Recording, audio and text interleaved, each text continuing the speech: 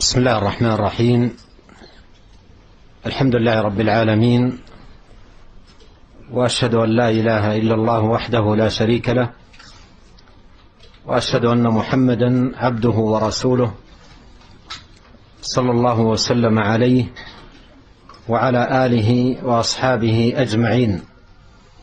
اللهم علمنا ما ينفعنا وانفعنا بما علمتنا وزدنا علما، وأصلح لنا شأننا كله ولا تكلنا إلى أنفسنا طرفة عين. اللهم آت نفوسنا تقواها وزكها أنت خير من زكاها أنت وليها ومولاها. أما بعد، معاشر الكرام، إن في الوقوف على بعض القصص والأخبار ما فيه عظة للنفوس وعبرة للعباد، ولهذا قد يذكر بعض العلماء في كتب الأخبار بعض القصص والأمور لما فيها من عبرة، ولما فيها أيضا من أثر على العبد المؤمن المعافى في حمد الله سبحانه وتعالى وحسن الثناء عليه والاعتراف بمنته وفضله جل في علاه. وبين يدي قصة عجيبة ومؤثرة جدا أوردها ابن الجوزي رحمه الله تعالى في كتابه المنتظم، وذكرها أيضا بشيء من الاختصار نقلا عنه الإمام ابن كثير في كتابه البداية والنهاية. ثم أعلق بما تيسر، راجيا من الله سبحانه وتعالى أن يوفقنا أجمعين لحسن الاتعاظ والاعتبار والادكار. ذكر الإمام ابن الجوزي رحمه الله أن رجلين من الأرمن كانا ملتصقين، ولدا هكذا توأم ملتصقين بينهما 25 سنة. جيء بهما وكان الالتصاق في الخاصرة في جهة المعدة، قيل ولهما بطنان وسرتان ومعدتان، وأوقات جوعهما وعطشهما تختلف، وكذلك أوقات البول والبراز أيضا تختلف، ولكل واحد منهما صدر وكتفان وذراعان ويدان وفخذان، وإذا احتاج أحدهما إلى البول أو الغائط لا بد أن يكون الآخر معه لأنه ملتصق به. وذكر رحمه الله تعالى من خبرهما ما يتعلق بما أشرت إليه في الجوع وأيضا الغائط، لا بد أن يكون الآخر معه. وكان أحيانا يقع بينهما خصومة ويبقيان الأيام لا يكلم أحدهما الآخر وهما ملتصقين، لكن انظر إذا احتاج إلى الغائط أو إذا احتاج إلى البول أو نحو ذلك لا بد أن يكون الآخر معه.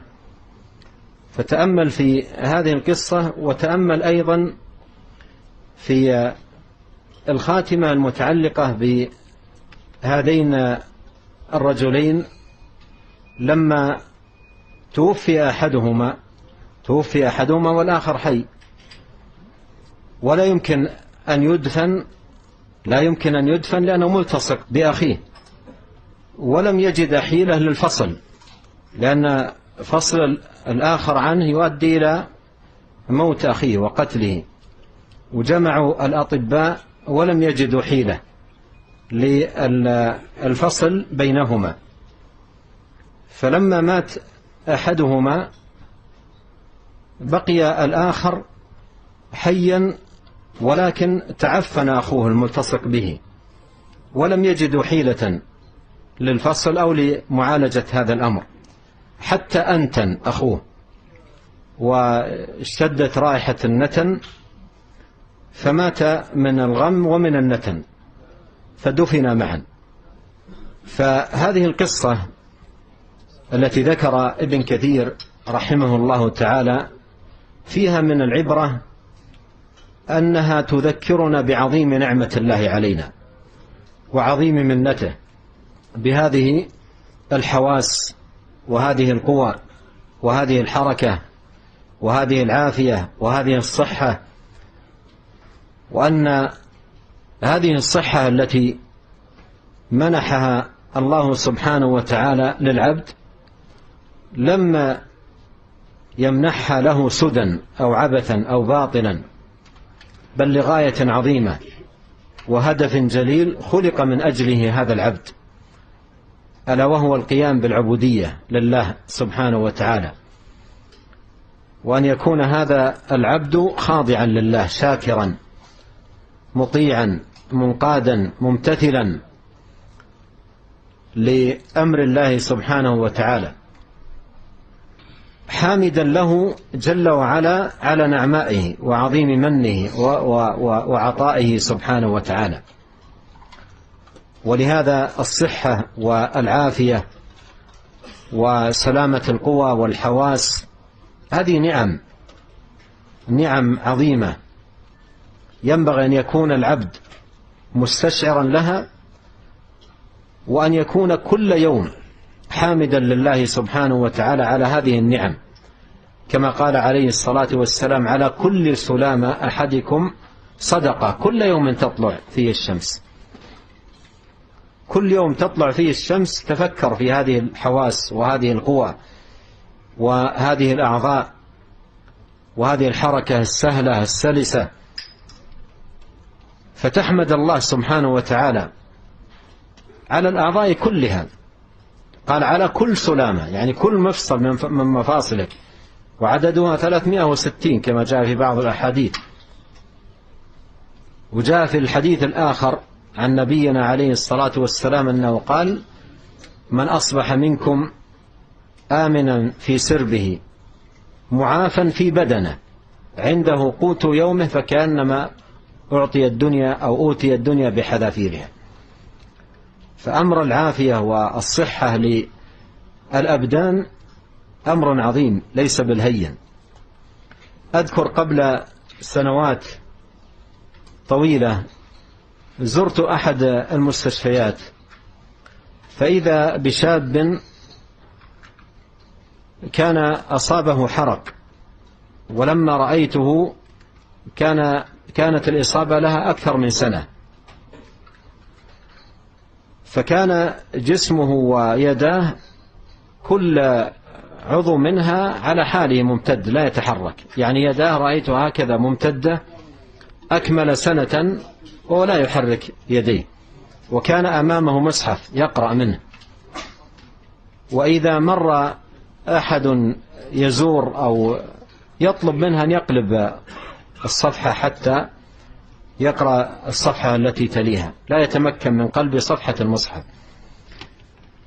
فالحاصل أنه ينبغي علينا أن نستشعر كل يوم عظيم نعمة الله وواسع فضله ومنته جل في علاه بالعافية والصحة، ونشكر الله سبحانه وتعالى على هذه المنة والنعمة العظيمة. وأيضا فيما يتعلق بخبر هذين الملتصقين لهما نظائر كثر حتى في زماننا هذا. بعضهم يكون ولادته التصاق من جهة الرأس، وبعضهم التصاق في البطن وغير ذلك من أجزاء البدن. ومن نعمة الله سبحانه وتعالى علينا في هذه البلاد المباركة أن يسر الله عز وجل تقدما في الطب، وأجريت عمليات كثيرة لفصل هؤلاء الملتصقين، وتكلل الكثير والكثير منها بالنجاح من فضل الله سبحانه وتعالى، حتى أن بعضها التصاق في جهات معقدة جدا مثل الرأس، ويسر الله عز وجل الفصل بينهما وأصبح يعيشان منفصلين بحياة طيبة وصحة وعافية من فضل الله سبحانه وتعالى.